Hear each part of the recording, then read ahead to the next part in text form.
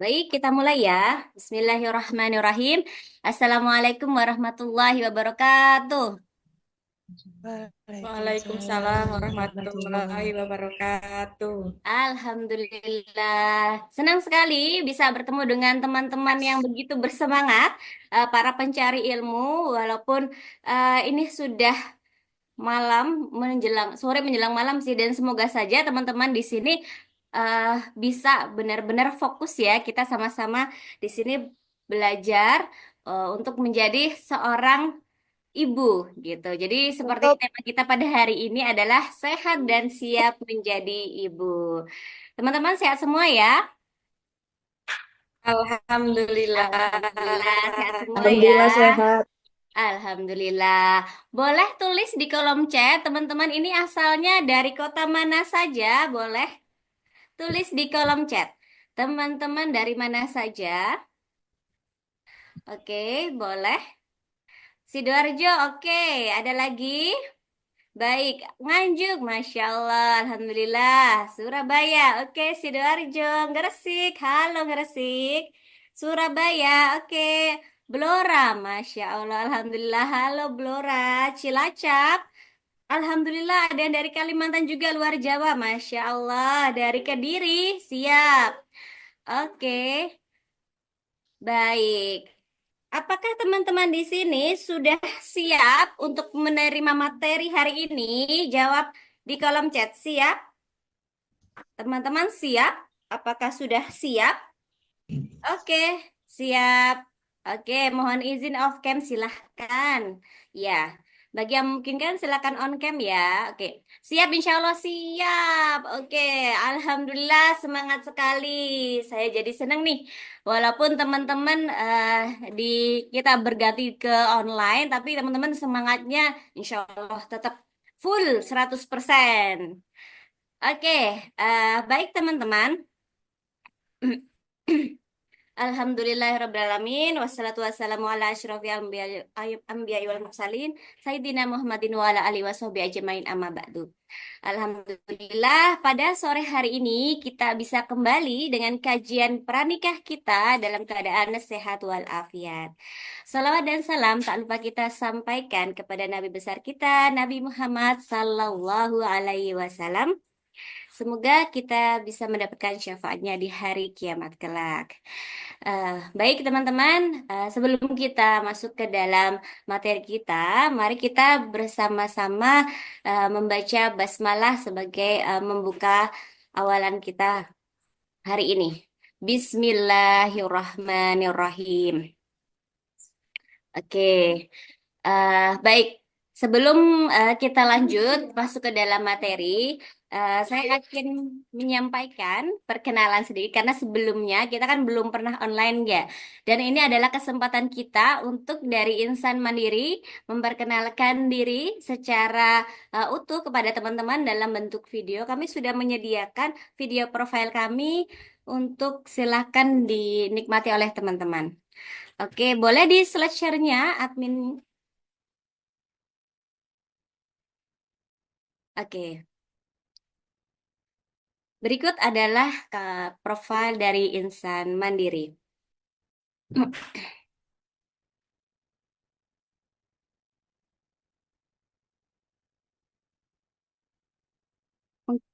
Mungkin ada suaranya ya, suaranya masih belum terdengar.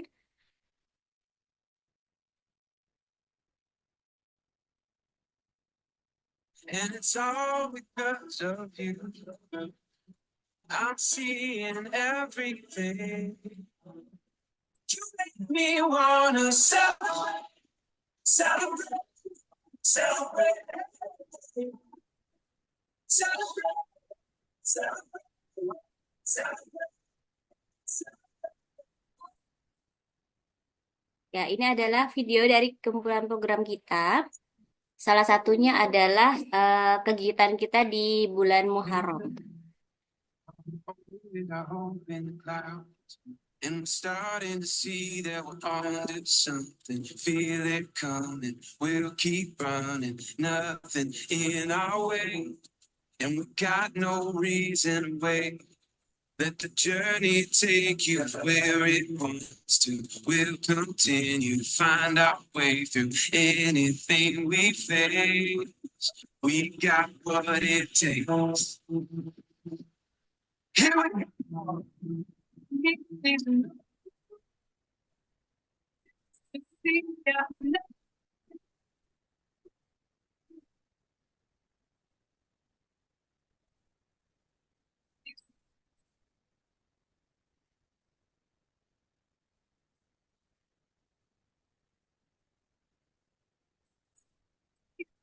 Begin.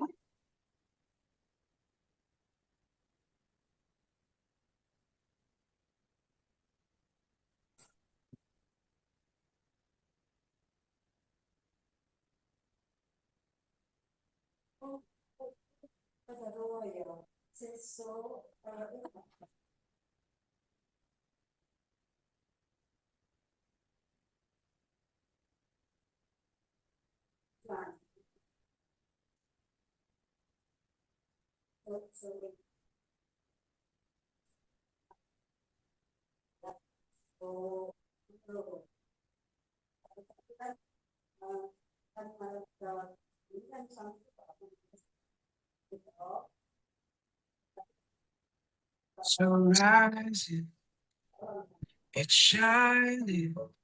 Seems the daylight knows this is our time now. Where we're going, these dreams will go. Now we know that all the world is ours to take.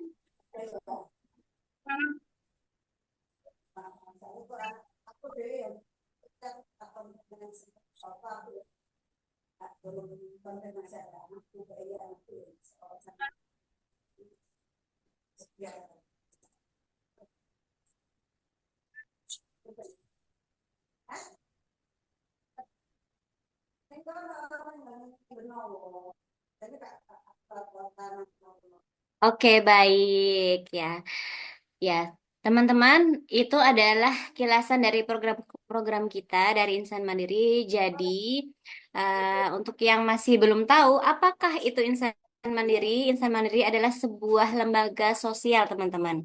Jadi, kita di lembaga sosial tentunya kita memiliki program-program yang memang kita lakukan untuk bisa menyalurkan hasil dari donasi yang telah terkumpul. Nah, itu tadi adalah beberapa program-program yang sudah kita dokumentasikan. Yang pertama adalah itu tadi tentang ada beasiswa Iman Scholarship, kemudian juga ada program. Jadi pada saat di peringatan hari besar kita ada Muharram juga dan juga nanti ada Idul Adha juga. Kemudian kita juga ada satu program yaitu untuk Hafiz Al-Quran. Jadi di situ kita memang ada namanya kompetisi untuk para Hafiz Al-Quran untuk kita cari yang terbaik kemudian kita berangkatkan umroh. Begitu teman-teman. Jadi itu salah satu program yang memang kita miliki, namanya adalah program Ustadku. Nah, bagi teman-teman yang mengikuti kajian ini sejak awal, pasti teman-teman tahu kan bahwa kajian pranikah itu tidak berbayar, teman-teman. Jadi teman-teman bisa join ke sini kalau misalnya teman-teman memang merasa ini bermanfaat dan teman-teman ingin ikut berkontribusi untuk meningkatkan program kami, silahkan teman-teman bisa berdonasi di rekening yang sudah tersedia begitu. Jadi ini teman-teman itu adalah sebuah kilasan ya. Awalan siapakah atau apakah insan mandiri itu gitu. Jadi insya Allah semoga sedikit sudah terjawab. Oke, baik. Karena kita sudah ada di tengah kita pematerinya, izinkan saya memperkenalkan untuk pemateri kita pada malam hari ini dengan tema sehat dan siap menjadi ibu. Tentu teman-teman sudah melihat ya flyernya kita, dan di sini adalah Dr. Nur Lailatul Fadilah, SPOG, Magister Kedokteran Klinis. Jadi panggilannya adalah Dokter Ila. Dokter Ila merupakan konselor laktasi, kemudian dokter spesialis obgyn di Rumah Sakit Semen Gresik, dokter spesialis kandungan di Klinik Utama Semen Gresik PPS. Beliau juga merupakan kreator digital juga. Jadi teman-teman bisa lihat di Instagramnya di @ila.nurlailatulf dan di TikTok juga di @nurlailatulf. Itu beliau membagikan edukasi tentang kehamilan, kesehatan reproduksi, dan laktasi. Baik, boleh kita sapa dokter kita yang cantik ini. Selamat malam, Dok. Assalamualaikum. Waalaikumsalam, selamat malam. Alhamdulillah, baik, Dok. Eh, hari banyak ya dok sudah meluangkan waktu di tengah-tengah kita, di tengah-tengah mungkin punya jadwal praktek dok gitu. Alhamdulillah, terima kasih ya dok. Ini kita Iya, eh, semoga bisa benar-benar ya menangkap materi yang bisa yang dokter nanti sampaikan ya.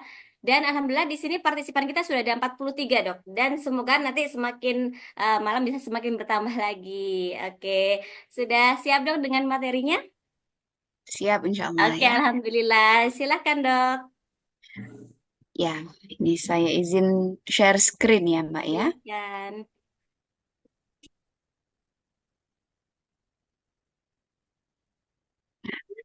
Ini apa sudah terlihat? Ya, sudah terlihat, Dok. Lihat ya. Assalamualaikum warahmatullahi wabarakatuh. Ya, Waalaikumsalam. selamat malam teman-teman semua yang luar biasa ternyata dari berbagai penjuru ya. Itu saya Iya, sangat benar. senang sekali nih karena ini memang dari judulnya aja udah menarik ya tentang kesehatan reproduksi, kajian sehat ya, insan mandiri tentang pranikah. Jadi memang diperlukan sekali mengenai kepemahaman kita tentang apa itu kesehatan reproduksi yang baik supaya kita itu pranikahnya udah paham benar nih gitu dan nantinya ketika setelah menikah kita akan sukses ya mengalami program hamil sendiri gitu ya. Kita Ya. mulai. Nanti kalau misalnya yang tengah-tengah ada yang mau nanya, silakan tulis di kolom komentar. Nanti saya akan jawab setelah ini ya, setelah presentasi. Oke. Jadi yang kita bahas kali ini tentang kesehatan reproduksi wanita, mulai dari keteraturan haid, kemudian keputihan ya biasanya sering banget dialami oleh para remaja atau bahkan ibu-ibu juga. Kemudian mengenali benjolan abnormal di tubuh itu seperti apa. Kemudian tentang bagaimana pentingnya indeks massa tubuh ya. Jadi untuk pencegahan obesitas. Nah, organ reproduksi yang sehat itu akan sangat membantu kita untuk sukses program hamil. Jadi mulai apakah mensnya ini benar-benar teratur atau enggak, kemudian apakah ada nyeri saat haid, itu nanti kita akan bahas semua. Termasuk tergolong sehat enggak sih reproduksi kita gitu kan. Kemudian ini akan menunjang nantinya kalau misalnya kita menikah itu cepet nggak nanti kita punya momongan ya. Nah, kita tahu bahwa embrio yang sehat itu berasal dari sperma dan sel telur yang sehat pula, sehingga kita menjadi perempuan penting sekali mengetahui kajian-kajian pranikah itu seperti apa, supaya kita sendiri itu mendapatkan sel telur yang sehat, sehingga nanti pada saat sudah terjadi pembuahan, maka akan terjadi embrio yang sehat ketika lahir juga menjadi bayi hingga dewasa yang sehat pula. Yang pertama, poin penting adalah pola menstruasi. Nah, ini perlu disimak oleh mbak-mbak, ibu-ibu ya. Jadi pola menstruasi yang normal itu seperti apa sih? Penting untuk mencatat setiap bulannya. Kalau memang tidak bisa untuk download aplikasi, biasanya kan udah mempermudah nih. Teman-teman itu biasanya download ya, Flow atau apa terserah atau dicatat aja gitu, dicatat aja mulai tanggal keluarnya darah sampai berakhirnya itu berapa hari ya. Yang dikatakan normal bila siklus haidnya teratur yaitu 21 sampai 38 hari. Jadi teman-teman yang kurang atau lebih dari 38 hari, maka dia akan dikatakan nggak normal ya. Kemudian durasi haid yang normal itu berapa sih? Sekitar 3 sampai 8 hari durasi yang normal ya. Kemudian jumlah sekali keluar darahnya adalah 30 sampai 80 cc, yaitu sekitar 3 sampai 4 kali ganti pembalut per harinya. Dan kadang-kadang beberapa perempuan itu disertai nyeri saat haid. Nyeri saat haid itu sebenarnya normal ya, karena pada saat haid itu semua perempuan itu mengeluarkan hormon prostaglandin ya. Ikut-ikut Ya, online mohon di mute yang kelas lain. besok Ulia Sebentar. Itu Mbak Syokina mungkin di mute ya. iya iya. Ah, ah. Nah, nyeri saat haid itu memang wajar. Nyeri saat haid itu memang wajar karena semua perempuan itu mengeluarkan hormon prostaglandin yang memang dia menimbulkan nyeri.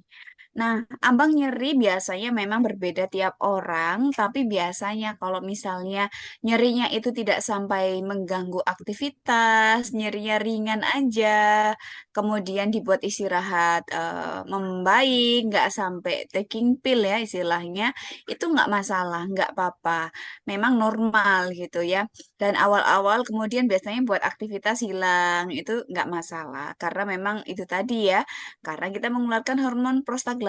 Tapi kalau misalnya nyeri perut bawahnya itu sampai sedang, sampai berat mengganggu aktivitas, atau bahkan nyeri sampai BAB ya, pada saat BAB itu nyeri gitu. Nah, hati-hati adanya curiga endometriosis. Endometriosis itu adalah peradangan ya. Peradangan pada bagian rahim atau malah ada namanya kista coklat. Itu yang bikin nyeri banget pada saat haid ya.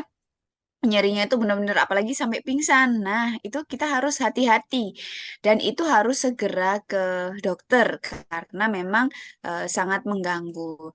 Karena adanya peradangan-peradangan tersebut biasanya dia akan mengganggu untuk jumlah cadangan sel telur terutama dan kualitas tentunya.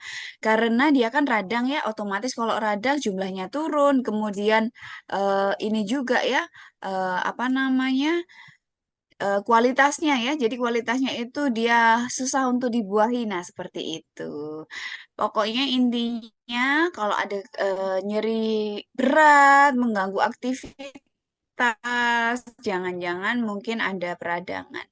Nah, peradangan ini kenapa bisa terjadi pada orang yang mengalami haid, sedangkan satunya enggak? Biasanya, ya itu penyebabnya adalah adanya kerusakan genetik ya, adanya kerusakan genetik eh, pada rahimnya sehingga aslinya darah menstruasi itu yang harusnya keluar itu malah disimpan balik ke dalam sehingga timbul peradangan dan timbul apa itu kista seperti itu ya. Nah, itu yang kita tidak bisa cegah, tapi kita bisa lumayan sih berpola hidup sehat, itu bisa mengurangi karena kita akan menghasilkan hormon antioksidan sehingga peradangannya turun, makanan-makanan yang siap saji kita kurangin seperti itu ya. Intinya, bila ada gangguan haid, baik terlambat ataupun sering haid, maka kita sebaiknya melakukan tes kehamilan terlebih dahulu ya. Nah, kita harus juga mengenali sih kalau yang sudah menikah, masa subur itu kapan gitu ya. Kenali masa subur yaitu suatu periode dalam siklus haid untuk memperkirakan terjadinya pelepasan sel telur yang matang atau terjadinya ovulasi ya. Nah, bila siklus haidnya teratur seperti yang saya katakan tadi, yaitu 28 21 sampai 38 ya, tapi memang benar-benar yang teratur itu 28 gitu ya. Kemudian tidak ada nyeri haid satu kali sekitar 3 sampai 8, kemudian jumlah ganti pembalutnya sekitar 3 sampai 4 kali ya. Jadi volumenya tidak banyak, dikatakan teratur seperti itu, maka pasti terjadi pematangan sel telur yang teratur. Nah, ketika pematangan sel telurnya teratur, otomatis ovulasi yang tadi yang saya sebutkan, maka dia akan terjadi 14 hari sebelum mens berikutnya.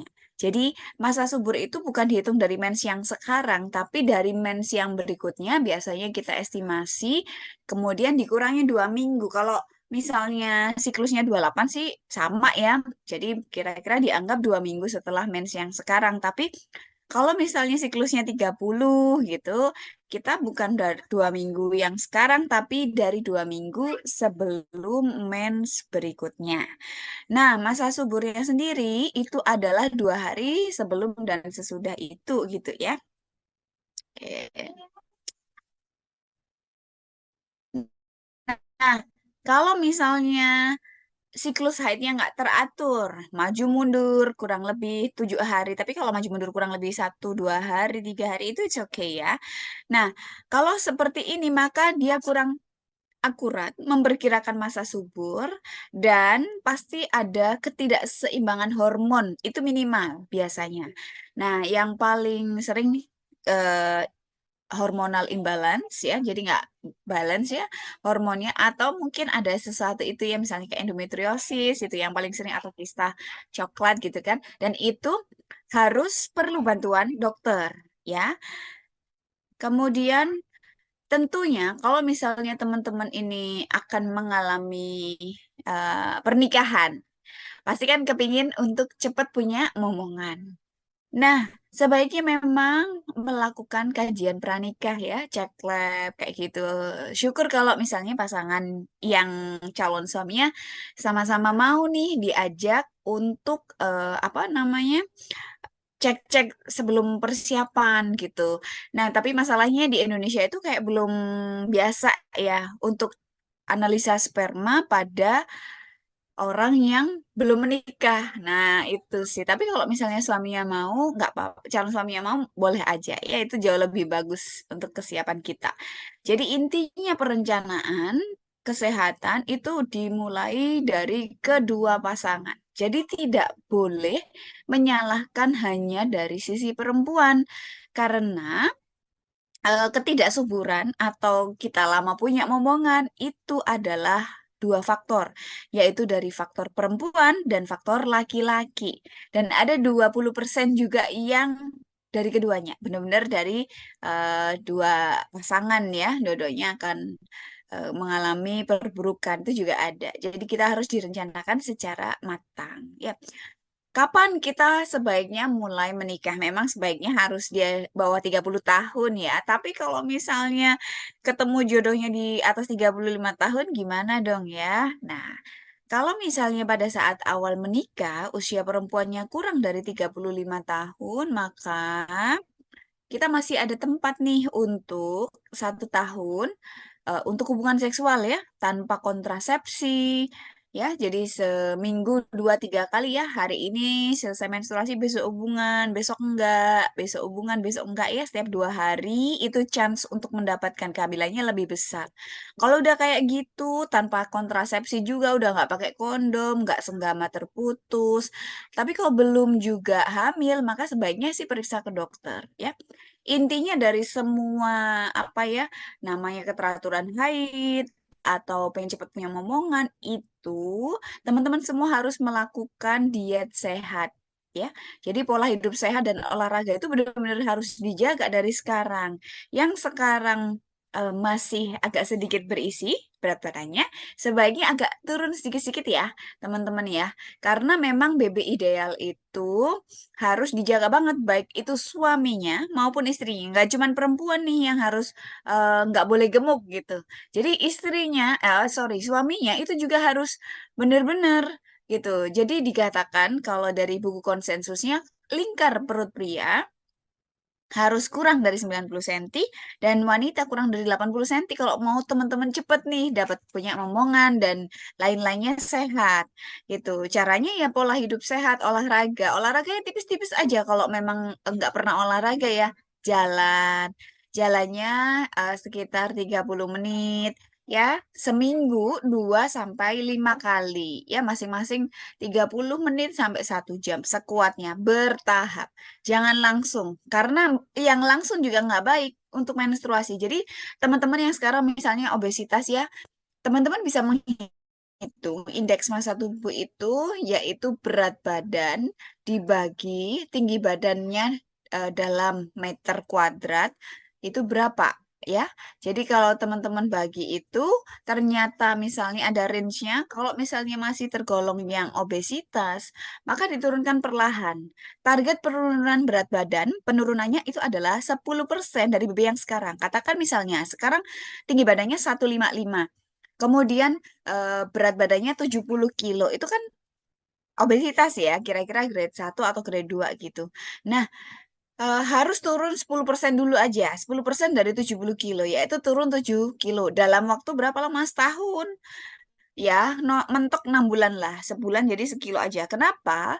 Kalau kita langsung jadi sebulan bisa turun 4 atau 5 kilo, 6 kilo, itu biasanya akan juga mengganggu menstruasi teman-teman. Teman-teman juga akan nggak mens tiba-tiba gitu, kacau mensnya. Jadi bisa 2 bulan nggak mens atau sebulan setengah nggak mens kayak gitu. Jadi itu Bu, itu perlu adaptasi. Jadi turunkan perlahan ya.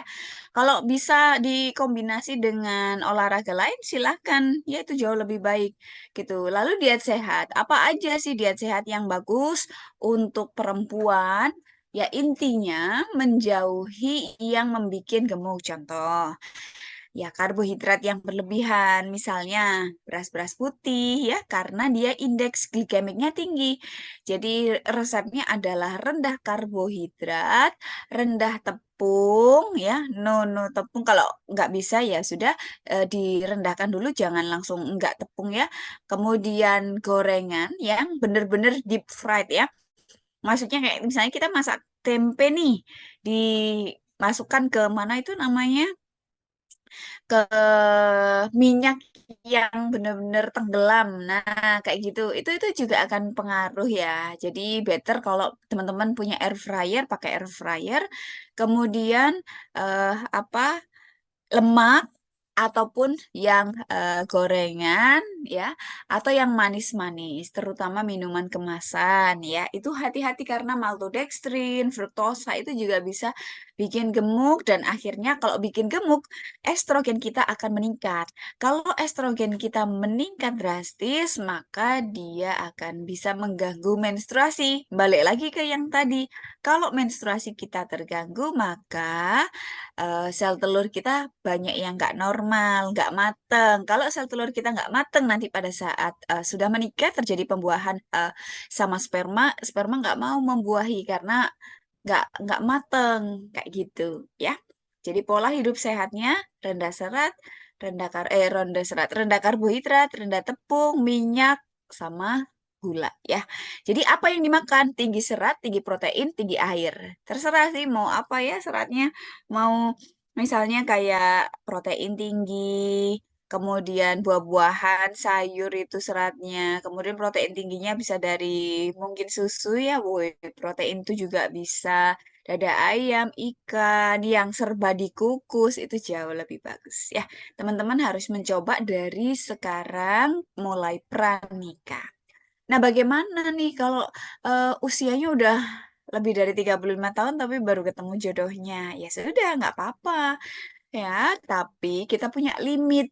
Kalau di kedokteran, kalau 6 bulan belum hamil ya, 6 bulan menikah tapi belum hamil, itu juga harus periksa ke dokter. Jadi targetnya adalah 6 bulan. Kalau tadi masih bolehlah setahun ya, karena dari statistik biasanya dalam 1 tahun itu akan hamil alami ya. Tapi kalau misalnya ini qadarullah harus di atas 40 tahun ya, eh, dapat jodohnya, ya sudah nggak apa-apa. Jadi begitu menikah langsung ke dokter ya, karena kita lihat habis ini. Nah, kita lihat di sini teman-teman bahwa yang namanya ovarian reserve ya, ovarian reserve itu jumlah cadangan sel telur. Kita lihat bahwa mulai di atas 30 tahun yang ini ya, di atas 30 tahun ini mulai turun nih teman-teman, seret. Di atas 35 tahun turun drastis tambahan. Iya. ya. Di atas 40 tahun turun drastis lagi gitu jumlah cadangan sel telurnya, sehingga kemampuan sperma untuk membuah juga akan semakin sedikit ya, karena jumlah sel telurnya juga sangat sedikit gitu. Jadi teman-teman yang baik usia menikahnya ya memang better di bawah 30 tahun ya. Kalau memang belum ada, enggak apa-apa. Dengan syarat itu tadi, teman-teman harus segera periksa kapan, misalnya 6 bulan atau lebih dari 40 tahun ya langsung ya. Seperti itu. Sorry. Nah, apalagi misalnya pada saat kita sudah menikah, itu rawan banget nih teman-teman. Nah, ini usia menikah 30 sampai 34 tahun. Kemudian alhamdulillah misalnya dapat nih momongan. Nah, maka dia akan resiko keguguran atau miscarriage-nya tinggi ya, 8%. Kemudian kalau misalnya 35 sampai 39 tinggi lagi sekitar 15% ya. Dan itu berbanding terbalik dengan fertility rates ya, angka kemampuan untuk mendapatkan kehamilan.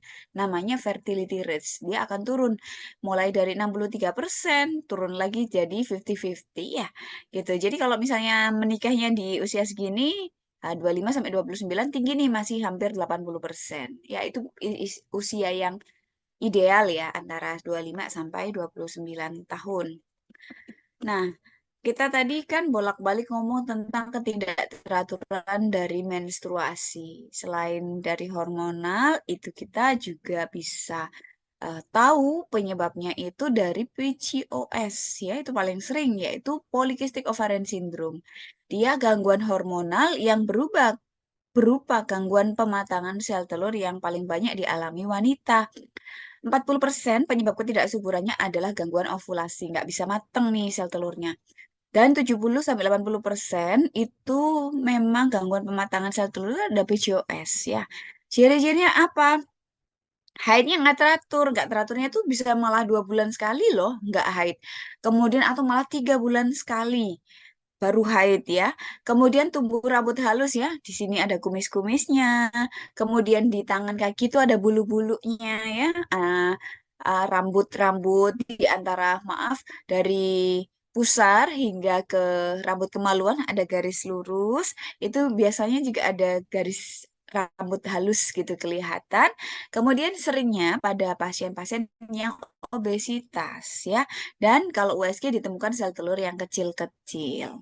Itu contoh dari PCOS. Kalau ada 2 dari 3 kriteria yang saya sebutkan ini ternyata teman-teman mengalami, segera ke dokter aja ya. Kita bisa teraturkan dulu mumpung belum menikah. Itu jauh lebih enak gitu ya. Nah, terapinya sama sih, diulang-ulang, yaitu perbaiki gaya hidup, makan sehat, hindari makanan yang instan, rendah karbohidrat, lemak, tinggi serat, tinggi protein, olahraga secukupnya. Olahraga terlalu banyak karena kita mati-matian untuk menurunkan berat badan, itu juga nggak boleh ya. Jadi dibatasi maksimal 5 jam seminggu gitu. Dan menurunkan berat badan bila obesitas. Intinya harus tadi 10% dari penurunan BB awal dalam 6 bulan sampai 1 tahun dan jangan lupa istirahat yang cukup ya. Nah, kita yang bahas tadi, kapan apa yang dinamakan endometriosis ya? Endometriosis atau adenomiosis itu adalah kondisi adanya pertumbuhan jaringan dinding rahim di luar rongga rahim karena memang adanya cacat genetik ini nggak bisa kita apa-apakan sih ya. Tapi kita bisa atur supaya dia nggak kambuh lagi dengan hormonal, dengan pola hidup kita. Nah, itu kita bisa tekan ya, karena cacat genetik dihilangkan nggak bisa. Kemudian biasanya jaringan dindingnya itu tumbuh setiap bulan, kemudian lalu jadi menstruasi, dia jadi backflow ya, backflow, kemudian numpuk-numpuk-numpuk, sel darah yang kotornya, kemudian jadi peradangan dan perdarahan, akhirnya jadi nyeri haid.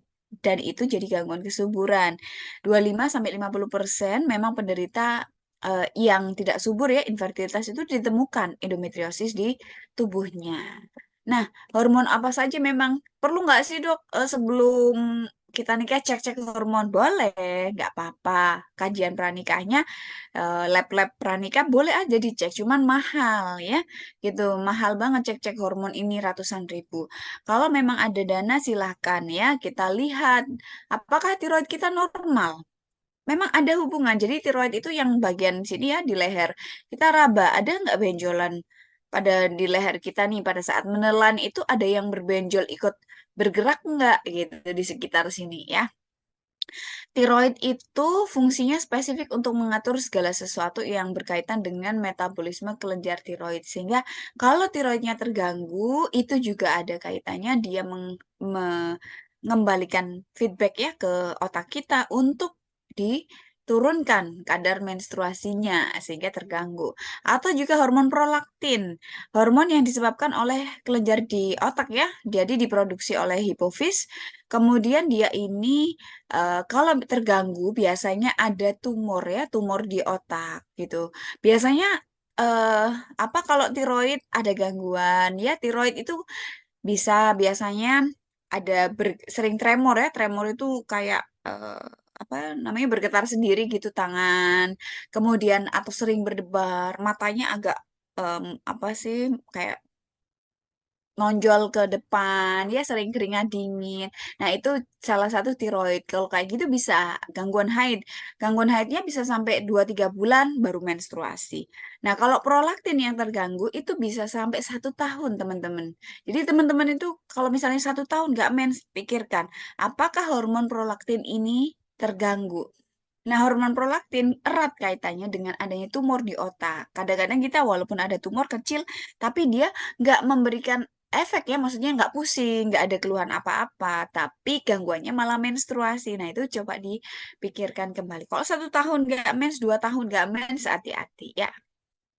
Itu memang itu yang paling sering terjadi sehingga tiga ini atau ada diabetes itu juga harus periksa ya ke dokter. Nah, intinya balik lagi, cara menjaga kestabilan hormon itu seperti apa? Ya, gaya hidup yang sehat, kemudian nggak merokok, kemudian vape no, kemudian alkohol no, gitu ya. Olahraga teratur, istirahat cukup. Balik lagi sih ke sini. Kalau udah ke sini tapi masih belum juga bisa ya udah harus ke dokter. Intinya teman-teman yang sekarang akan pranikah ya, terbuka nih sama pasangan. Kalau perlu memang cek ya. Cek suami better itu ya, analisa sperma. Jadi udah tahu, oh analisanya sperma kurang nih. Jadi nanti kita siap menerima gitu. Kemudian konsul dan cek kondisi rahimnya bila perlu memang suami melakukan analisa sperma dan kalau memang ada kondisi pasangan yang dianggap nggak normal, segera periksa ke dokter. Biasanya di rumah sakit ada kok gitu ya, konseling pranikah nanti dicek ceweknya, cowoknya dicek sama-sama. Nanti kita diskusi nih sama dokter kandungannya untuk yang perempuan, untuk yang dokter laki-lakinya bisa ke dokter andrologi untuk cek sperma atau dokter urologi ya. Nanti sama-sama, jadi kita bisa enak. Oh iya, ternyata ada kekurangan. Nanti kita bisa berbagi apa yang sebelum nikah. Kemudian ketika menikah biar bisa cepat dapat momongan. Itu aja. Thank you semua. Assalamualaikum. Waalaikumsalam warahmatullahi wabarakatuh. Terima kasih dok. Wah, materinya itu benar-benar daging banget sih gitu. Jadi ini benar-benar yang kalau misalnya kita sebagai perempuan ya, terkadang kan memang pada saat kita mau menikah, kayaknya yang ribet itu perempuan ya dok ya gitu. Jarang laki-laki yang ribet masalah tentang momongan gitu. Ternyata sebenarnya di dunia kedokteran sendiri tuh harusnya seimbang gitu. Kalau misalnya kesehatan ya yang perempuan yang menjaga, yang laki-lakinya juga menjaga gitu. Mungkin teman-teman silakan yang ingin bertanya dengan dokter bisa raise hand atau ditulis di kolom chat. Jadi nanti kita bisa sama-sama berdiskusi ya, gitu. Gini dok, tadi kan kita kan berbicara tentang reproduksi, kemudian kita berbicara tentang bagaimana masalah-masalah terkait haid yang tidak teratur. Nah, sekarang pada masa kini nih dok, di tengah-tengah kita itu yang suka jajan yang hits, yang viral-viral gitu. Eh, di dalam kedokteran sendiri ada nggak sih dok tentang kasus yang eh, kalau kita makan makanan yang seperti itu, walaupun ya kita tuh ada masanya itu kita masa pertumbuhan seperti itu ya dok ya untuk yang perempuan. Nah, tapi kita juga lebih sering untuk makan makanan yang lagi viral gitu. yang menurut kita ini kok apa namanya tinggi protein kok, tinggi serat kok kayak gitu. Tapi kan tetap aja kadang-kadang kita nggak tahu makanan di luar itu seperti apa gitu. Gimana dok kalau misalnya kita suka jajanan viral kayak gitu dok? Ngaruh nggak sih nanti ke reproduksinya kita dok? Iya, ngaruh banget ya. Jadi kalau misalnya contohnya kayak seblak gitu, aduh pasien saya tuh mesti kalau izinnya dok seblak masih boleh nggak sih gitu. Seblak atau mie instan gitu. Ya, ya boleh sih kalau memang mau seperlunya ya. Jadi sebulan sekali gitu nggak apa-apa. Mungkin habis makan terus besoknya lari ya gitu. Itu nggak apa-apa, boleh harus. Kalau sebagai anu ya, penembusan dosa. Tapi kalau itu sebagai apa ya, udah mager ya, hobinya cuman begitu ngemil-ngemil, nonton, terus nanti ngemil lagi, nonton lagi hidupnya ya. Tapi saya sudah ini dok, di rumah apa ngepelnya pun, ya itu bukan olahraga ya teman-teman ya. Biasanya tuh seringnya, tapi di rumah itu saya nyapu dok, rumahnya luas. Ngepel juga sering naik turun tangga atau ngangkat-ngangkat barang. Belum, itu bukan dinamakan olahraga. Ya, itu namanya daily life ya. Activity daily life itu nggak masuk gitu. Jadi harus benar-benar ya olahraga gitu. Kalaupun mau jalan, teman-teman ya harus jalan aja. Maksudnya bukan jalan yang santai, malah jalan cepat itu baru bisa dikatakan yang namanya apa namanya? Gak, Olahraga. Iya. bener Kadang-kadang gak? Mau tawar. nyapu-nyapu walaupun cepet itu bukan olahraga ya dok ya? Iya, walaupun Puas berkeringat gitu. ya, bukan. Ngepel-ngepel walaupun berkeringat juga bukan gitu. Jadi ngaruh banget. Semua makanan terutama yang siap saji itu akan pengaruh sekali. Oke, siap dok. Nah, itu kan tadi tentang makanan ya dok ya. Kemudian ini tentang kalau misalnya kita terkadang kan kalau misalnya kita telat haid itu ada yang bilang, oh kamu itu lagi gangguan hormon, kamu kecapean kali, kamu lagi stres ya, kamu banyak mikir ya gitu. Itu gimana dok korelasinya? Ya, oh ya, ya betul. Jadi hormon stres itu adalah hormon kortisol. Ketika hormon kortisol ini dipicu sangat tinggi, maka dia akan memberikan feedback negatif ya ke otak kita namanya hipofis itu tadi.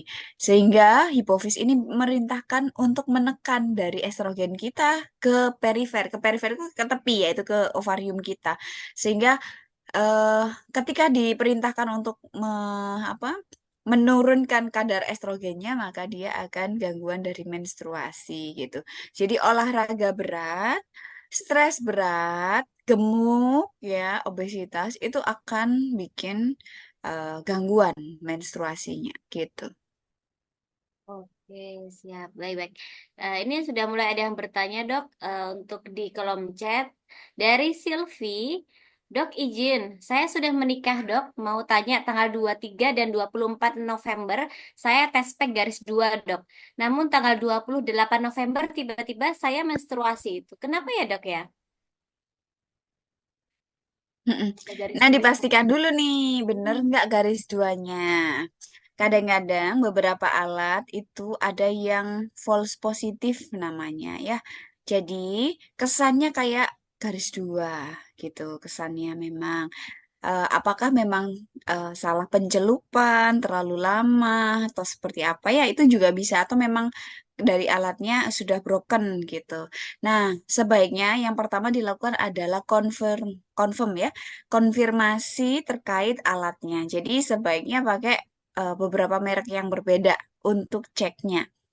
Kemudian kalau memang benar-benar garis dua, semuanya terang, ya nggak boleh satunya samar ya, benar-benar garis dua jelas. Kemudian nggak mens, ada periode nggak mens beberapa waktu. Kemudian ternyata keluar darah yang banyak ya, seperti menstruasi. Nah ini perlu dipastikan apakah memang keguguran atau bukan gitu. Jadi intinya kalau memang garis duanya jelas dari semua tespek merek yang berbeda, garis dua jelas, kemudian mens atau pokoknya keluar darah lah pasca garis dua itu ya ada kemungkinan keguguran gitu. Tapi memang harus diperiksa ke dokter ya, gitu.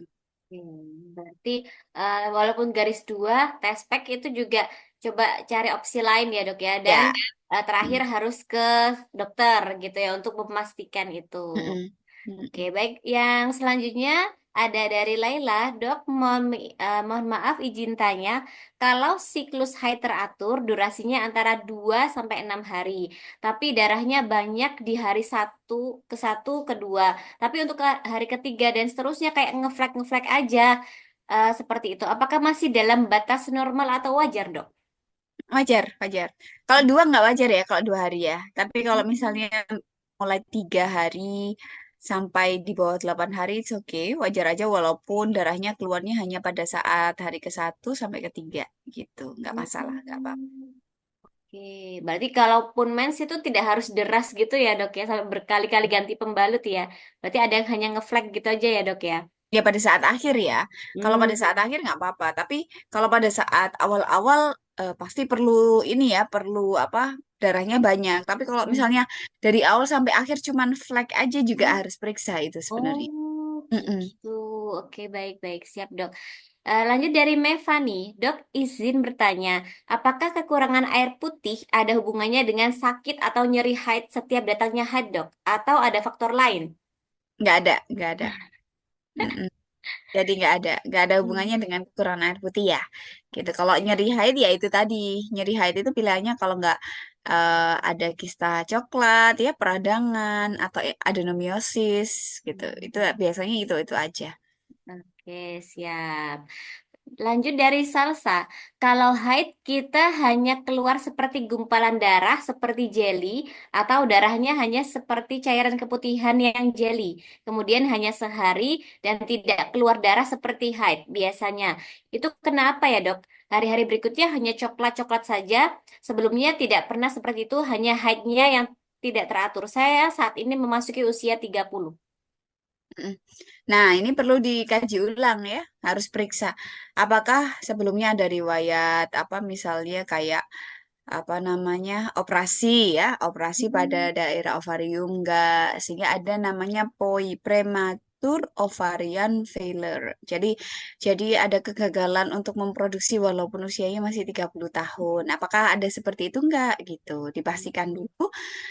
Memang itu termasuk yang nggak normal karena cuman sedikit-sedikit ya gitu ngefly. Jadi sebaiknya periksa gitu apakah ada sesuatu atau enggak gitu. Kalau Oh. perlu memang cek cek kadar hormon ya. Mm-mm. Oke, siap. Berarti kalau cek kadar hormon tuh biasanya kita dapat rujukan dari dokter setelah kita Hmm, periksa atau periksa. kita sendiri? Oh, gitu. Enggak setelah periksa. Pasti akan nanti diperiksa. Ntar kadar hormonnya berapa ya. Misalnya antemularian hormon. Antemularian hormon itu untuk melihat cadangan sel telurnya berapa gitu. Nah, itu nanti dilihat. Hmm. Oke, siap baik dok.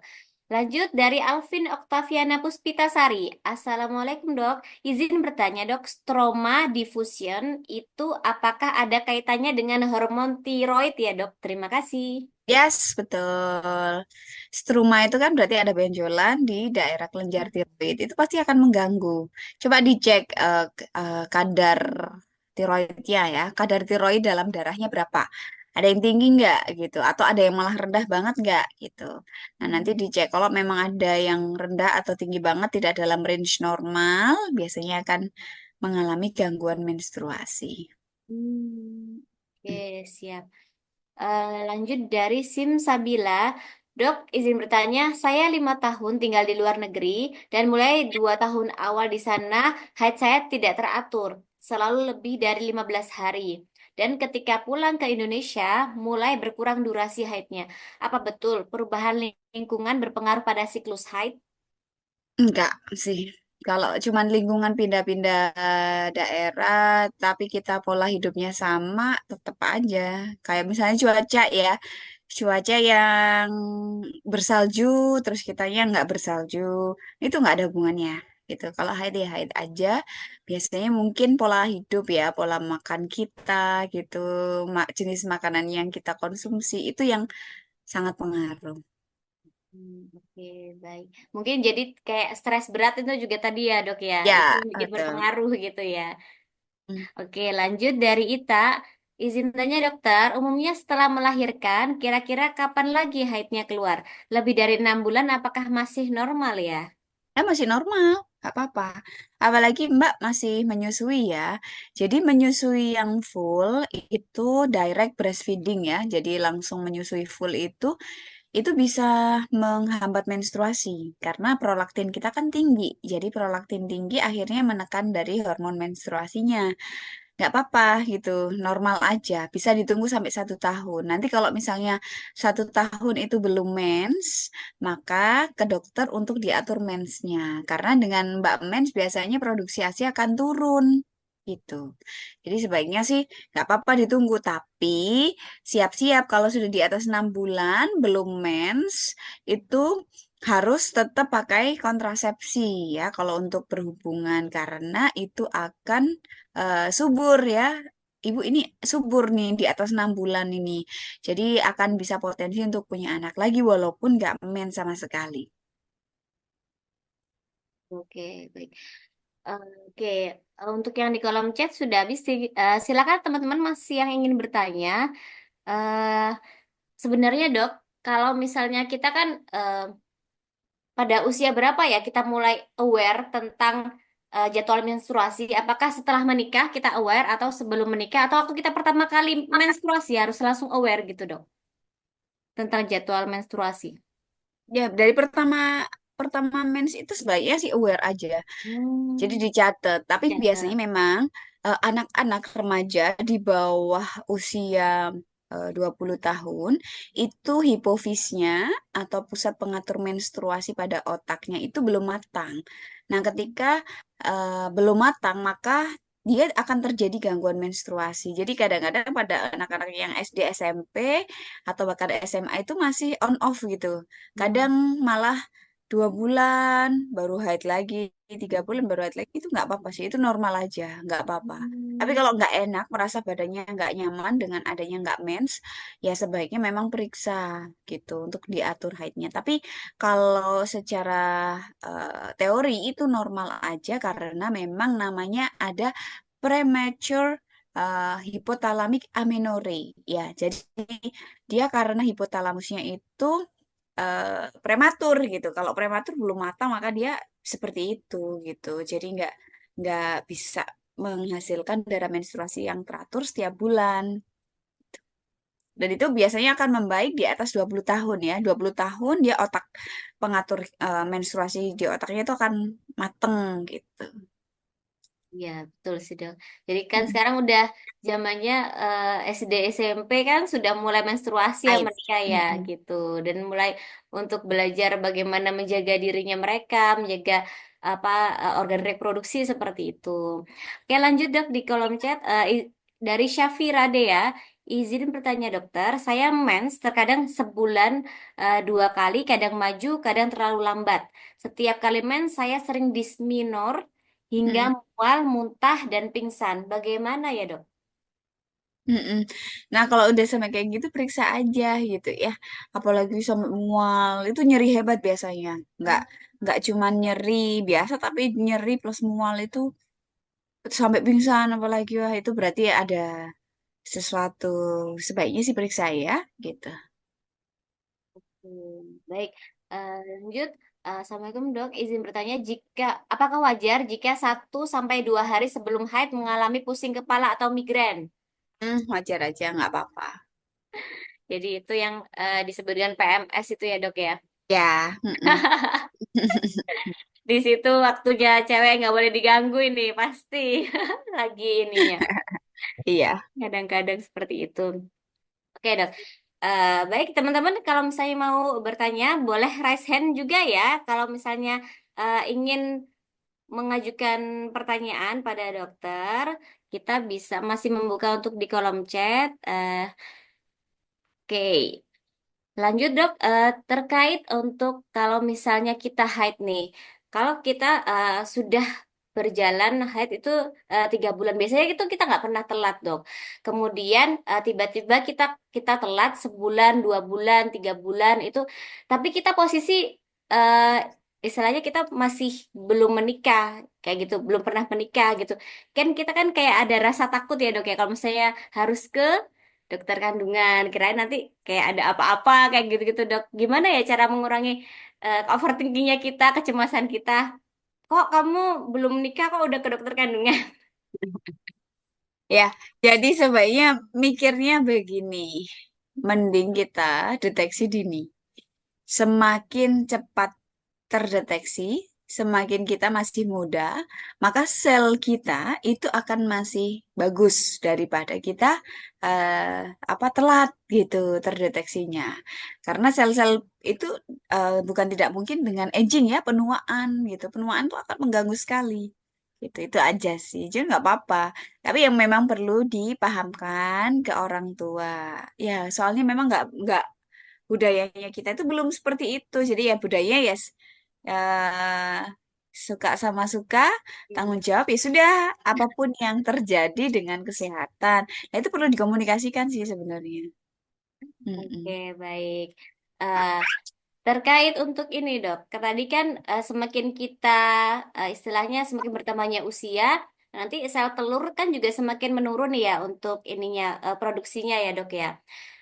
Tapi kalau misalnya ada orang yang mensnya tidak teratur seperti itu, apakah sel telurnya masih banyak, Dok? Kalau sel telurnya tetap sesuai usia gitu. Oh, gitu. Jadi walaupun misalnya nggak teratur, tapi usianya masih muda itu biasanya masih banyak sih gitu. Mm-mm. Jadi tetap harus diteraturkan, tinggal tinggal ke dokter untuk menteraturkan haidnya nanti bisa matang sendiri. Oke, baik. Lanjut di kolom chat, Dok. Apakah betul yang menstruasi dini pasti berdampak menopause dini? Ya, betul. Mm-mm. Betul itu ya. Oh, begitu, Dok. Ya, betul. Jadi kayak udah memang ada sih chartnya. Jadi kita itu kayak usia rata Indonesia itu 48 ya, mulai menopausnya sampai 52 tahun.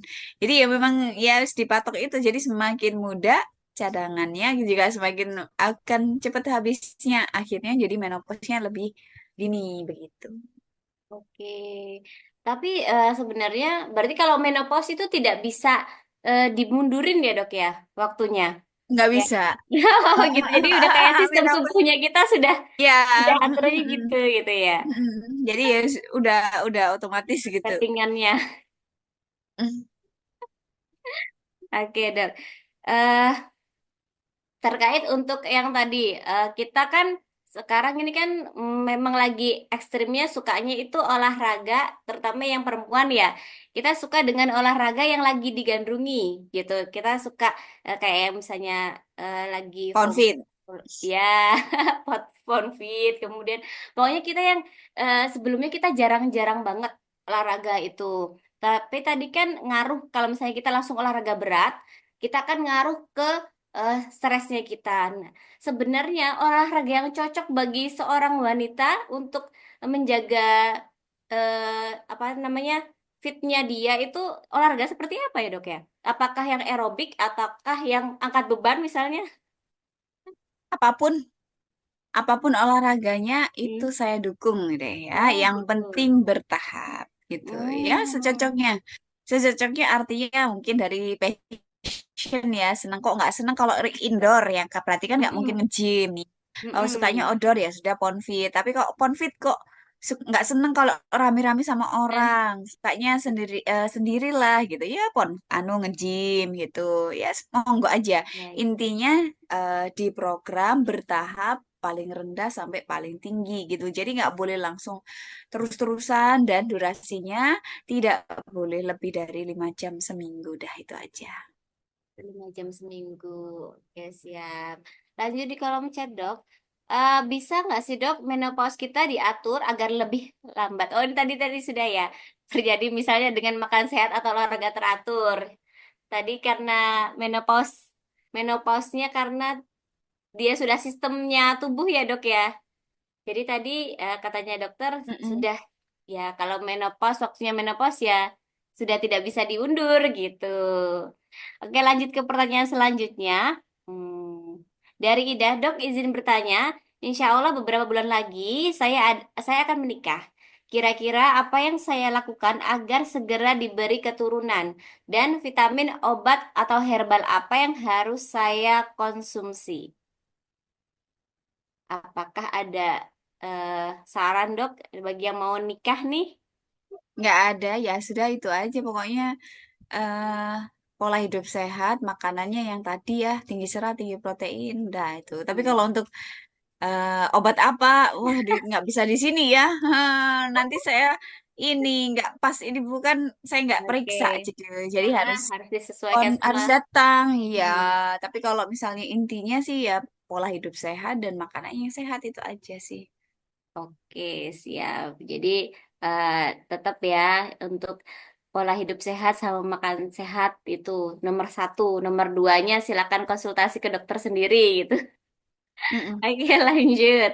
Dengan Novia, dok izin bertanya, apakah berat badan di bawah ideal berpengaruh pada menstruasi yang tidak teratur? Ya, betul. BB yang terlalu rendah sama BB yang over gitu. Jadi Hmm. harus ideal. Kalau BB yang terlalu kurus juga ini ya, kurang energi protein ya Kak Eka. Itu juga akan mengganggu mensnya. Jadi nggak boleh terlalu kurus, juga nggak boleh terlalu gemuk ya. Hmm. Oke, iya. Berarti kadang-kadang orang itu kalau ngerasa kurus itu kayak berasa sehat gitu ya, dok. Ternyata di situ juga terkadang kita nggak tahu ya metabolisme tubuhnya kita seperti apa. Ternyata tiba-tiba ya haidnya nggak teratur aja gitu. Oke, berarti pokoknya haid tidak teratur itu langsung kita cek ke diri sendiri. Kalau misalnya sudah, kita cek ke dokter gitu ya dok ya. Mm. Tetap jaga pola hidup sehat, pola makan sehat. Lanjut, monggo silakan teman-teman untuk yang mau bertanya. Untuk masih ada waktu sekitar 10 menit lagi. Yang ingin bertanya silahkan di kolom chat atau bisa raise hand juga. Oke dok.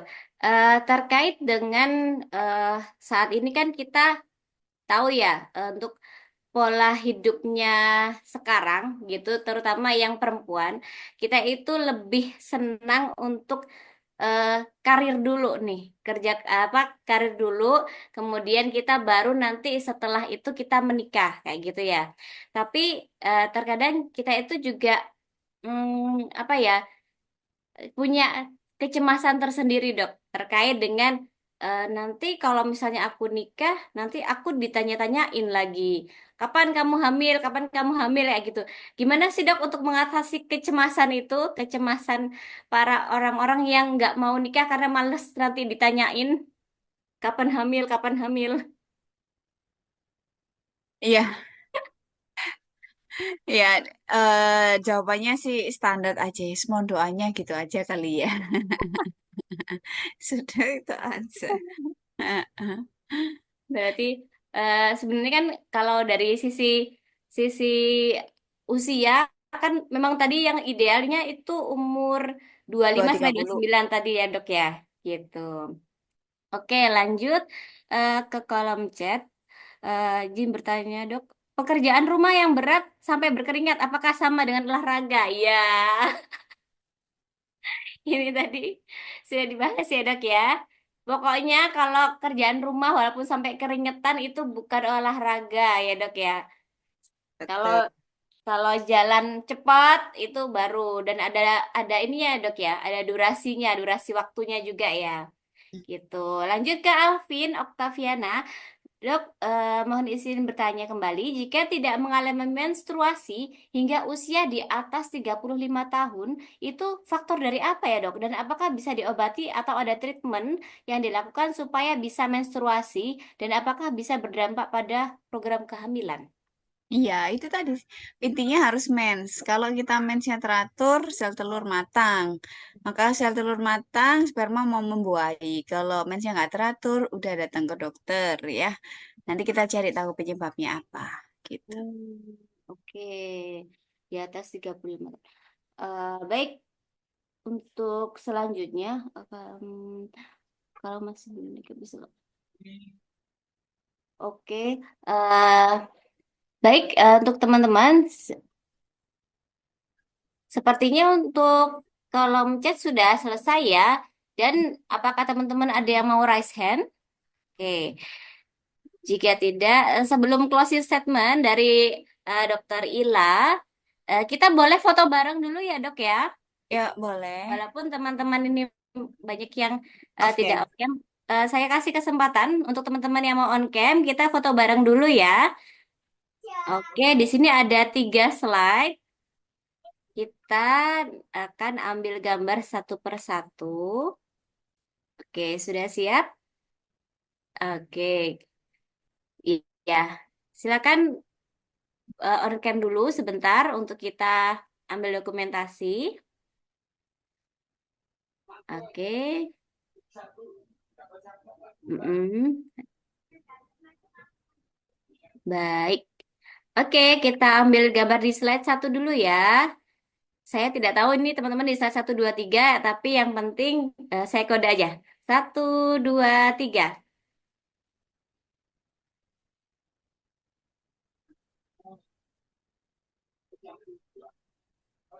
Oke. Di slide kedua, siap. 1, 2, 3.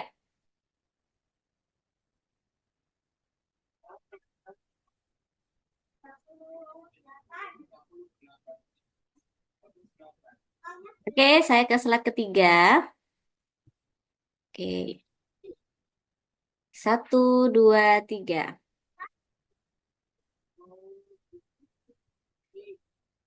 Oke, baik. Terima kasih teman-teman. Kembali lagi ke Dokter Ila.